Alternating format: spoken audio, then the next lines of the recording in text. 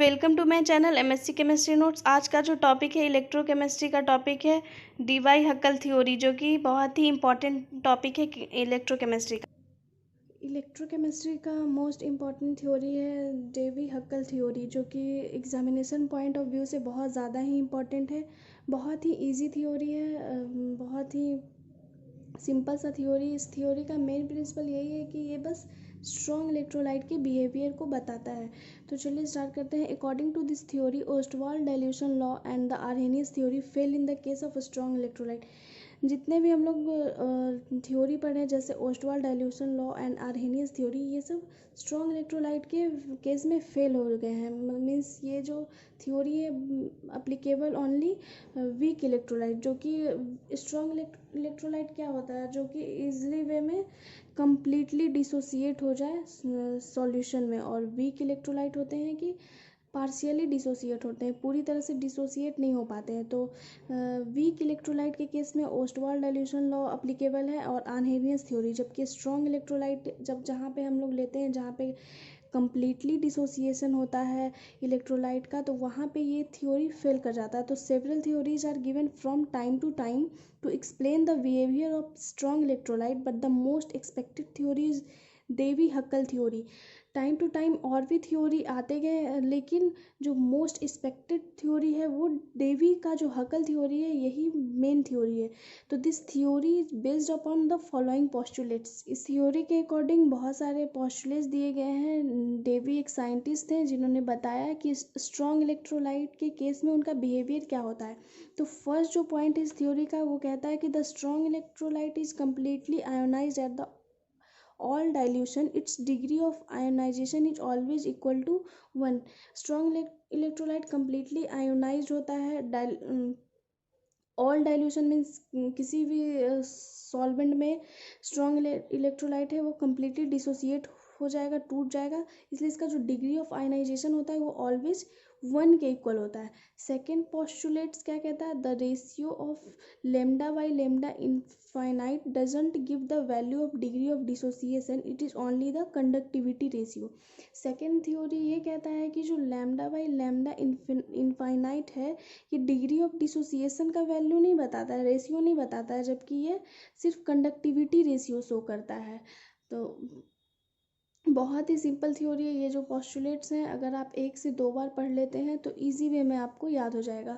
Third postulate है, the ion produced by the strong electrolyte follows Coulomb's law.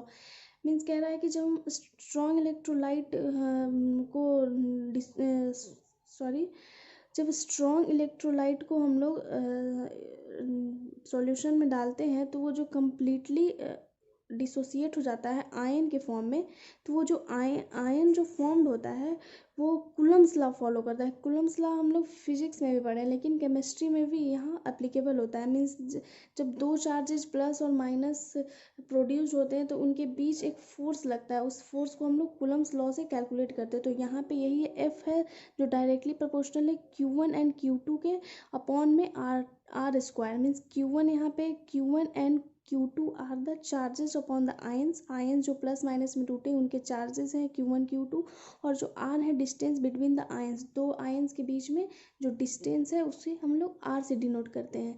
तो ये third postulate यही कहता है, कूलम्स लॉ फॉलो करता है। नेक्स्ट हम लोग नेक्स्ट है fourth postulate, the increase in the conductivity of solution is due to increase in the ionic mobility of ions. Means कहता है कि कंडक्टिविटी, सॉल्यूशन का कंडक्टिविटी इंक्रीज करेगा। क्यों इंक्रीज करेगा? Due to increase in the ionic mobility of ions. Mobility means randomness of molecule. तो जितना ज़्यादा आयनिक मोबिलिटी होगा आयंस का, जितना ज़्यादा वो मूव करेंगे उतना ही ज़्यादा उनका कंडक्टिविटी इंक्रीज करेगा। तो बहुत ही सिंपल है ये। फिफ्थ पॉइंट क्या कहता है इस थ्योरी का, when an electrolyte is present in solution, it's ion is surrounded by the ionic atmosphere of opposite ion. Thus, cation is surrounded by the ionic atmosphere of negative ion and anion is surrounded by the ionic atmosphere of the positive ion। Means कह रहा है कि जब electrolyte को किसी solution में हम लोग डालते हैं तो जो प्लस आयन और माइनस आयन में जो डिसोसिएट होता है इलेक्ट्रोलाइट, तो वो अपने अपोजिट आयन के साथ घिरा होता है। मीन्स अगर पॉजिटिव आयन है तो वो घिरा होगा निगेटिव चार्ज से, अगर निगेटिव आयन प्रोड्यूस्ड है तो वो घिरा होगा पॉजिटिव चार्ज से। तो फिफ्थ पॉइंट इस थ्योरी का यही कहता है। तो नीचे है, on the basis of ever postulates a mathematical derivation was established by Debye and Huckel. जितने भी पोस्टुलेट्स हैं, 5 पोस्टुलेट्स हैं मेन पोस्टुलेट्स थ्योरी के। तो ये सब पोस्टुलेट्स पढ़ने के बाद हम एक मैथमेटिकल डेरिवेशन डिराइव करते हैं कि मैथमेटिक्स फॉर्म में हम लोग इस थ्योरी को कैसे रिप्रेजेंट करेंगे। तो यहाँ पे मैथमेटिकल फॉर्म में हम लोग लेते हैं minus log y plus minus is equal to A Z plus Z minus root under mu, जो कि इक्वेशन 1 यहाँ पे माने हम लोग।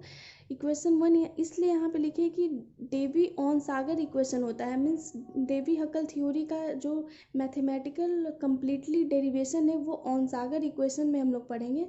तो उसमें ये जो इक्वेशन है वो काम आएगा।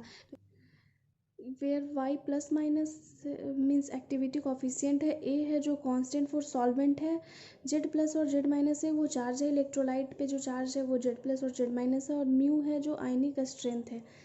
तो एग्जामिनेशन पॉइंट ऑफ व्यू से ये जो टॉपिक है बहुत ज़्यादा ही इंपॉर्टेंट है। अगर लॉन्ग आंसर क्वेश्चन में पूछे जाते हैं तो आप सारे पोस्टुलेट्स और एक छोटा सा मैथमेटिकल डेरिवेशन भी लिख देते हैं तो सफिशिएंट है, एग्जामिनेशन में आपको पूरे मार्क्स मिलेंगे। तो अगर आपको मेरा वीडियो पसंद आता है तो प्लीज़ मेरे चैनल को सब्सक्राइब कीजिए, लाइक कीजिए, शेयर कीजिए। Thank you so much.